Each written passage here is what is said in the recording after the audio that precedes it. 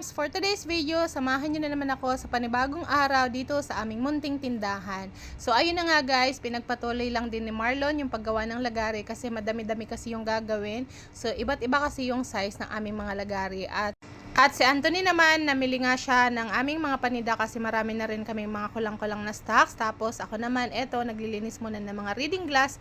And kukunti na lang din yung stocks namin nito, tapos yung sunglasses namin. Pero baka this week, ay nabulalo naman. This week madagdagan na siya ulit, o di ba? So nagtitinda rin kasi kami yan dito, nilagay lang namin sa gilid nitong aming munting tindahan kasi mabenta rin yung reading glass namin at saka yung mga sunglasses, ganyan.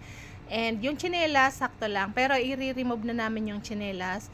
More on mga tools na lang kami. Tapos konting siguro mga jewelry dito sa gilid ng tindahan namin. Lalagyan namin. Papalit kami ng paninda na naman. So tatanggalin namin yung mga tsinelas, yung groceries. Tapos ipapalit naman yung mga jewelries ni Anthony. So yun yung ipapalit namin. Kaya naman sana guys, pag nadaanan nyo yung aming tindahan, aba naman bumili na kayo ng aming mga accessories dyan. Kasi murang-mura lang talaga.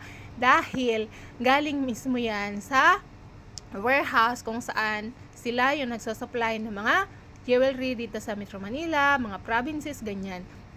Kaya ano pang inaantay nyo, i-visit nyo lang yung aming munting tindahan dito sa may Isrimbo, Taguig City, malapit sa Buting Stoplight. O diba guys?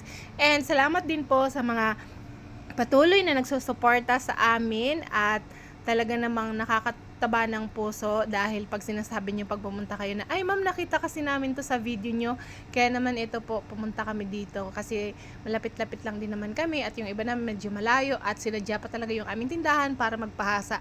Kaya naman po, maraming salamat sa suporta nyo sa amin. Thank you so much and God bless po. Sa ulitin po.